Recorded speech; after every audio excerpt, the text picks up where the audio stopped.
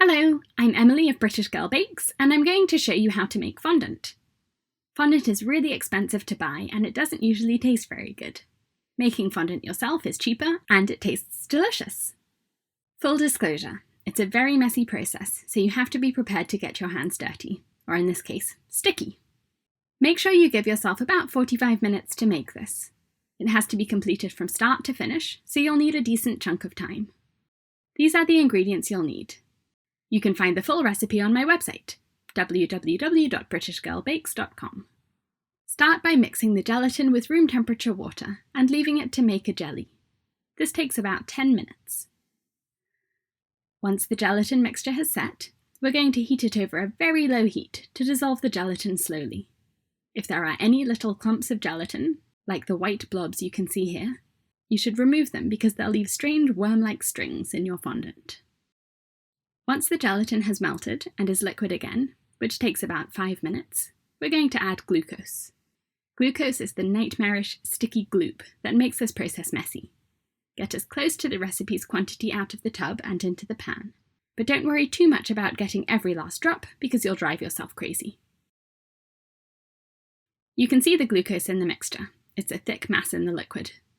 Leave the heat on low and keep stirring occasionally until the liquid is fluid, without that gloopy gel. It will take about 5 minutes. While the glucose is slowly melting, prepare your powdered sugar.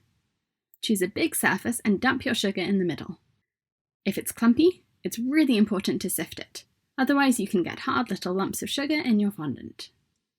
Okay, back to the stove. My glucose has melted, and now we're going to add glycerin. Stir that in, and then add vegetable shortening. This takes a while to melt, so be patient and stir occasionally until it's completely dissolved into the mixture. If you want all of your fondant to be the same colour, you can add gel colours now. I recommend gels over liquids because they're much more concentrated and will give you a strong colour without adding a lot of water to your mixture. Now add your flavouring. Any clear coloured flavouring is fine, so if you want the flavour to be vanilla, you'll need artificial vanilla. That's my favourite, but almond is nice too. Turn off the heat and leave the liquid to cool for a few minutes. Make a big well in your powdered sugar, which is where you're going to pour the liquid. You need somewhere for it to go, or it will spill out across your table or whatever surface you're using. You can rub vegetable shortening onto your hands to try to stop the fondant sticking to your hands. Definitely take off any rings you're wearing. Pour the liquid into the well and scoop powdered sugar up to incorporate it. I warned you this would be messy. Once you have a pile of stickiness, start kneading. Don't add any more sugar even if you think it's too sticky.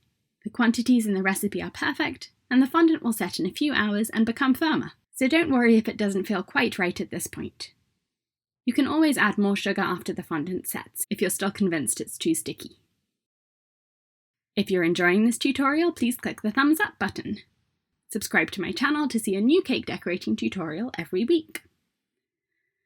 When you have a ball of fondant, wrap it tightly in cling film or saran wrap. You'll probably need 2 pieces so you can wrap it one way and then the other. Then put the ball in a big Ziploc bag. This will stop your fondant from drying out.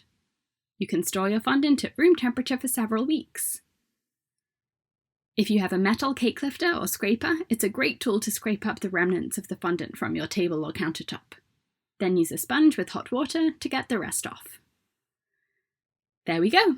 Homemade fondant that's delicious and more affordable than buying it. Watch my other tutorials for ideas of how to decorate a cake with your fondant. Thanks for watching! I share a new cake decorating tutorial every week. Click the red subscribe button so you don't miss one.